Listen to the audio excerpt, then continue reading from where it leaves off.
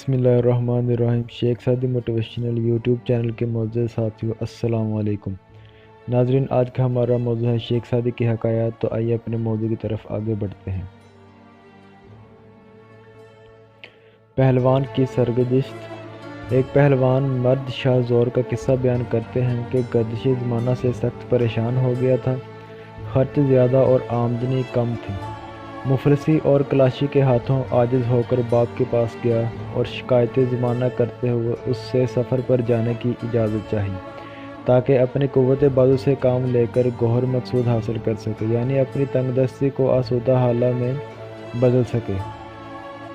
باپ نے کہا، اے بیٹے، یہ فضول خیال اپنے سر سے نکال دے اور سلامتی کے لیے قناعت کر کے گھر بیٹھ جا، کیونکہ داناؤں کا قول ہے کہ دولت کوشش سے نہیں ملتی۔ بیٹے نے کہا، ابا جان، سفر کے بہت فائدے ہیں، مثلا تفریح، طبع، مختلف ملکوں کی عجیب و غریب چیزوں کا دیکھنا اور سننا، مرتبہ اور ادب کا حاصل کرنا، منافع کمانا اور دولت میں اضافہ کرنے کے ذرائع میسر آنا، دوستوں کی ملاقات قسم قسم کے لوگوں سے ہوتی ہے اور دنیا کے نشیب و فراز کا تجربہ وغیرہ۔ باپ نے کہا کہ جانے پدر، سفر کے فوائد جیسا کہ تو نے بیان کیے ہیں بے شمار ہیں، لیکن یہ صرف 5 قسم کے لوگ ہی یقینی طور پر حاصل کر سکتے ہیں۔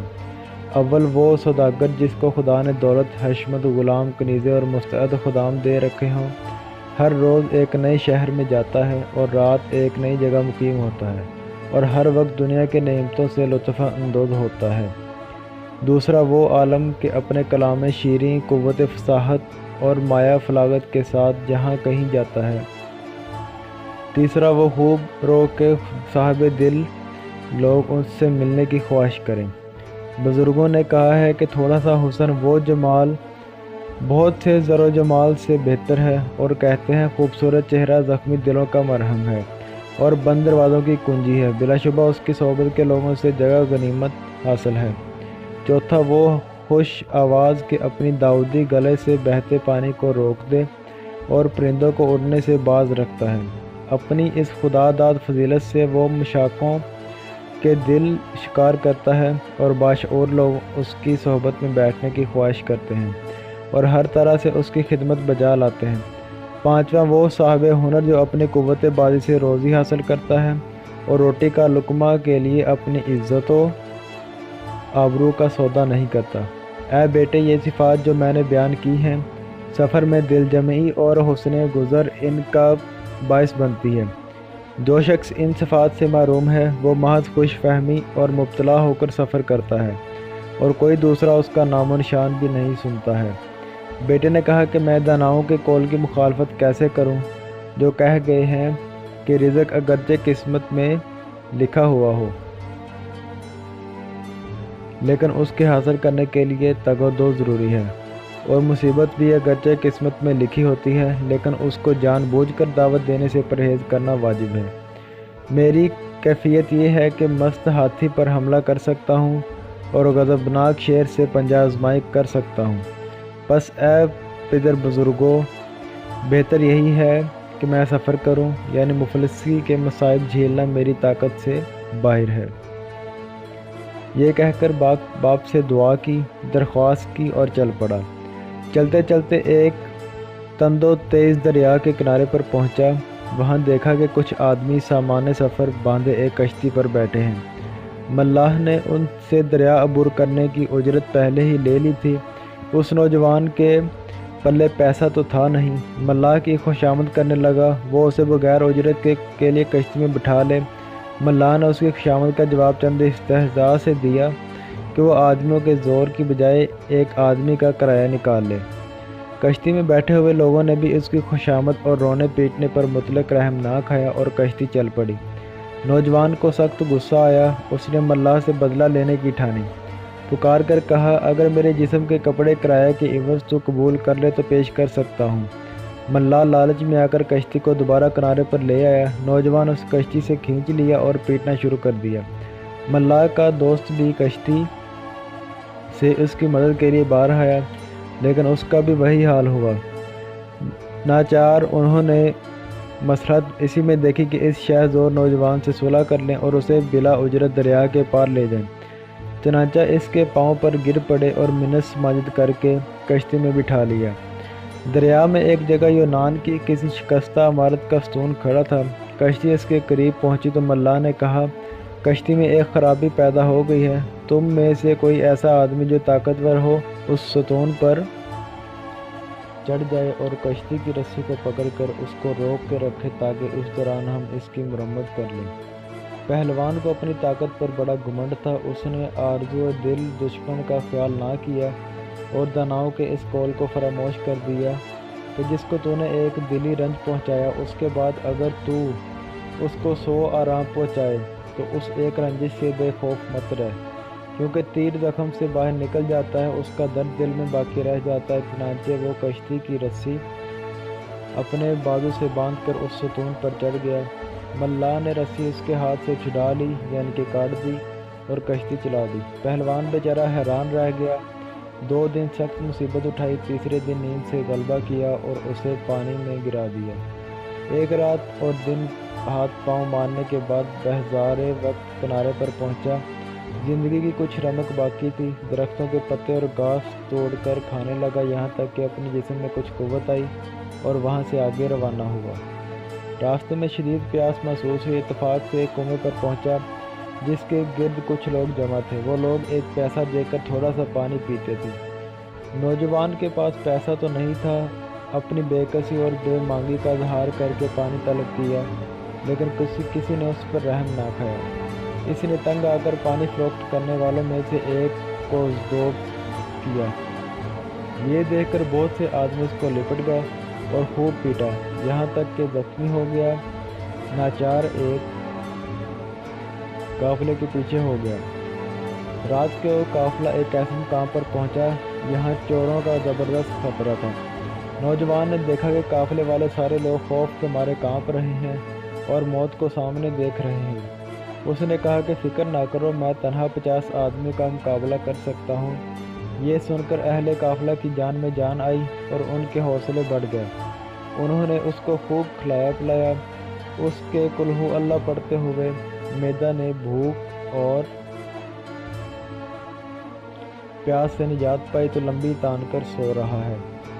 इन लोगों में एक जहाज दीदा बूढ़ा भी था। उसने कहा, ऐ मेरे साथियों, मुझे चोरों से इतना खतरा नहीं जितना तुम्हारे रहबर से। कहते हैं कि एक गरीब के पास थोड़े से दिरहम जमा हो गए थे।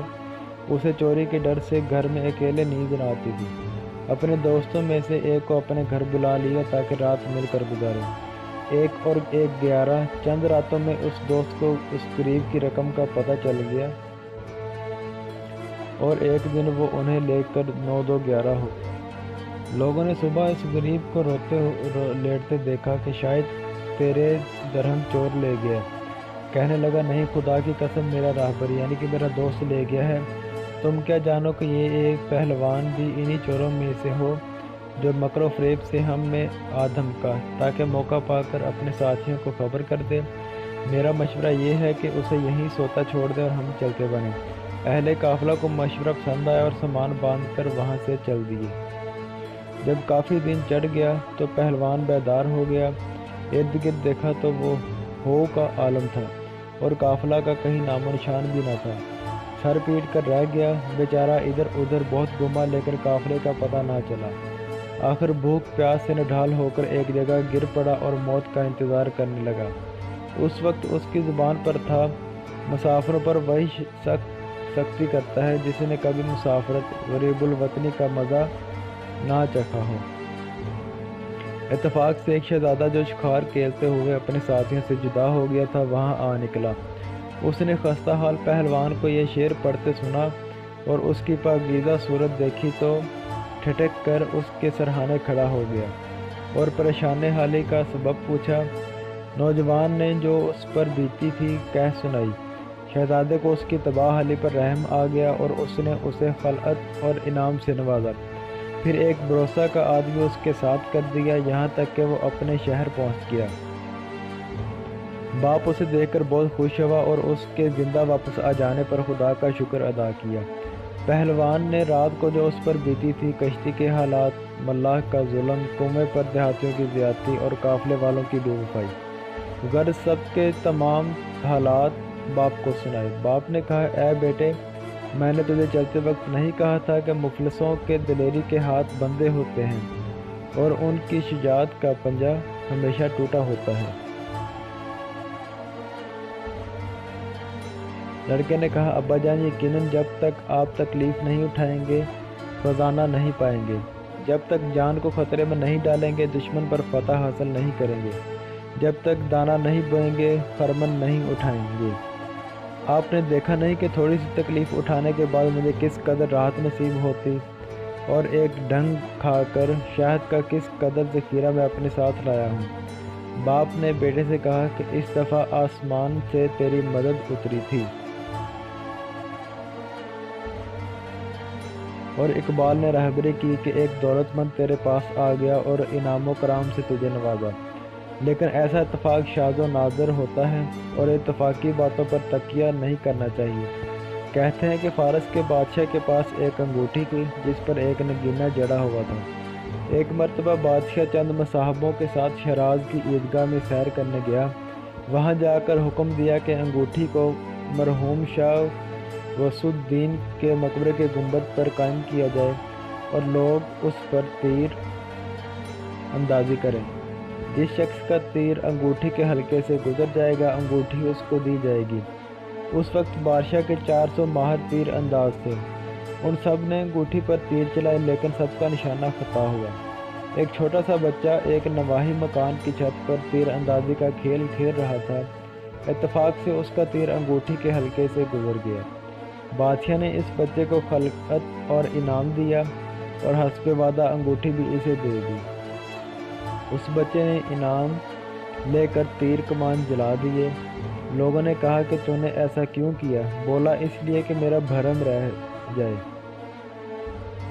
کبھی ایسا بھی ہوتا ہے کہ روشن دماغ دانا سے تدبیر نہیں ہوتی، اور کبھی ایسا بھی ہوتا ہے کہ نادان بچہ غلطی سے نشانہ پر تیر مار دیتا ہے۔ شیخ سعدی رحمۃ اللہ علیہ۔